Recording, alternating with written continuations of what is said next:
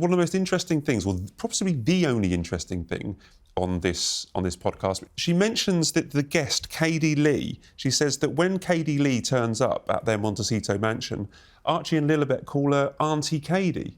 Yes, she did say that on there. It was, for context, it was off the back of Katie saying that she was sad not to have been blessed with children herself. So that was obviously a personal spot for her. And she said, I'll just be the cool auntie.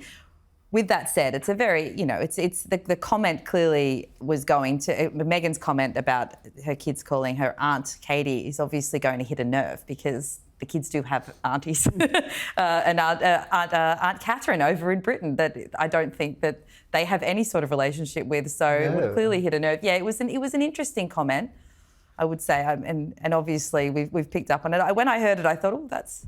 Those children are surely going to resent at some point the fact they're suddenly going to realise that their first cousin is the future king. They could have been enjoying life at Windsor and all sorts of things. So, I mean, children are not stupid. I mean, they're going to realise that at some point and probably want to have some sort of connection. And hopefully that's something that does happen down the line. This is a new generation we're talking about in terms of William and Catherine's kids and the Sussexes. Maybe they'll all forge that themselves. I tell you, the great hope for that is Princess Eugenie, I think, because there was some talk of him going to have a house in Portugal. Do you remember? Yes.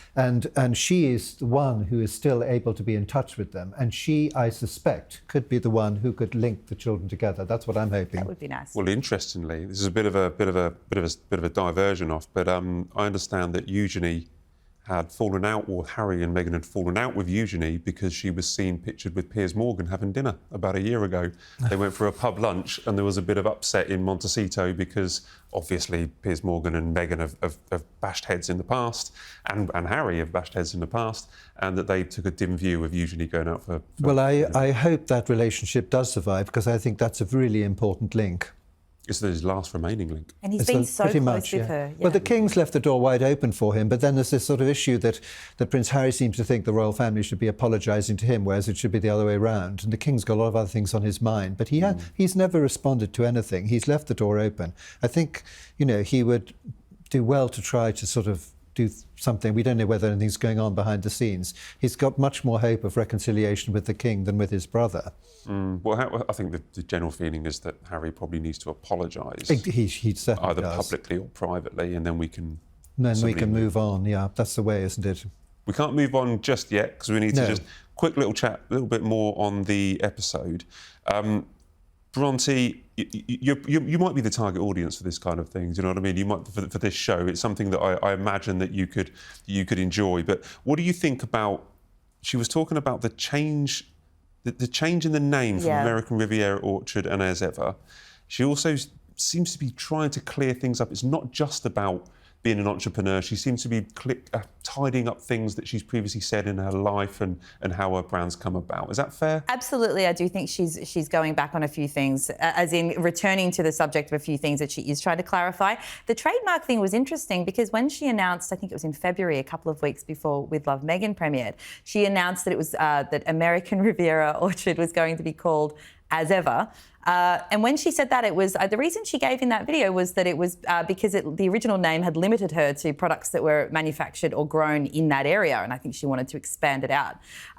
In this one, in the podcast episode, that's not what she said. She actually said that it was because, and it was a very interesting choice of words from her. She said that she'd kind of fallen out of love with the name a little while back because it was a word salad. Now that phrase, I mean, it gets used a lot these days and accurately. That is something that has been put to her a lot, the way she speaks. They say, Meghan speaks in word salads. And for her to use that, I mean, it could be one of two things. She's either owning it and saying, yes, I do, or it was a little bit of a pushback, a bit of a dig back at the press, because that is something that has been attached to her so many times. So that was really interesting. But there was no mention of that locally grown issue. So...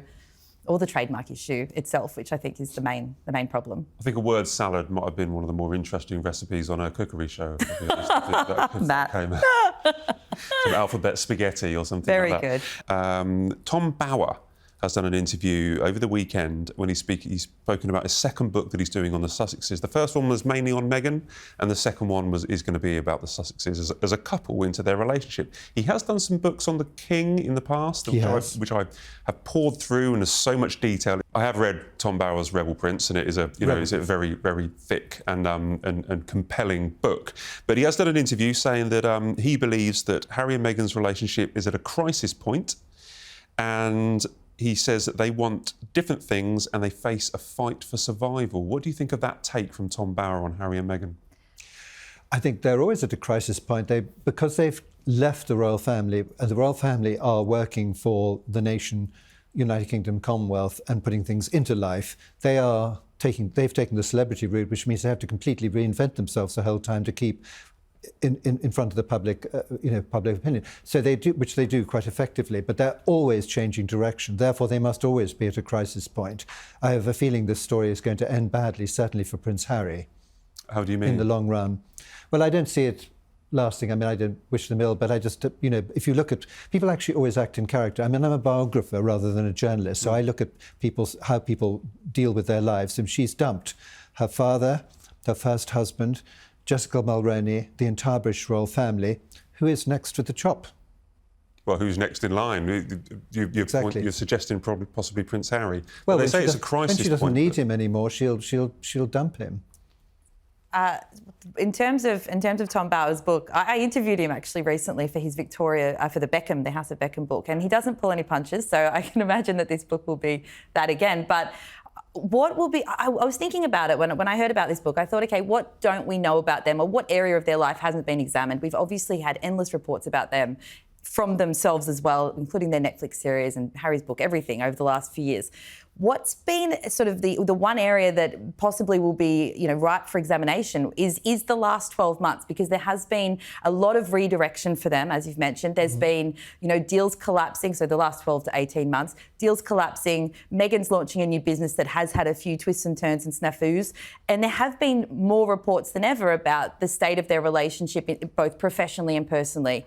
We don't know what the truth of that is, but I don't know that this book will be able to also find out for sure, but that's an area that we haven't examined, and it's an area of, I think there has been some turmoil, just even professionally. We can see that from the way that some of the businesses and their ventures have gone recently. So that's probably the part that I'm interested in. I hope there's not more re-examination of prior to that, because surely we've done that now, even by them. We've all talked about it. It's the relationship between Harry and Meghan that is the most fascinating, because we have body language experts, you have all these kind of experts coming on saying, oh, they look like this. We see videos of them in Colombia. Harry looks grumpy, Meghan trying to take centre stage. We all analyse it all the time, and it fills online, it fills the newspaper, it fills social media.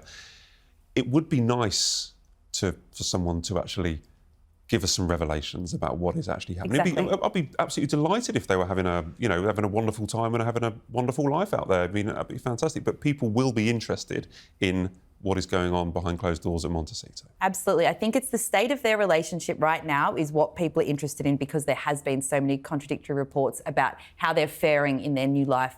I say this because it's been 5 years since they left, but how this life is panning out for them in California, and whether or not that has been helpful or detrimental to their relationship. I think that's the part we want to look at.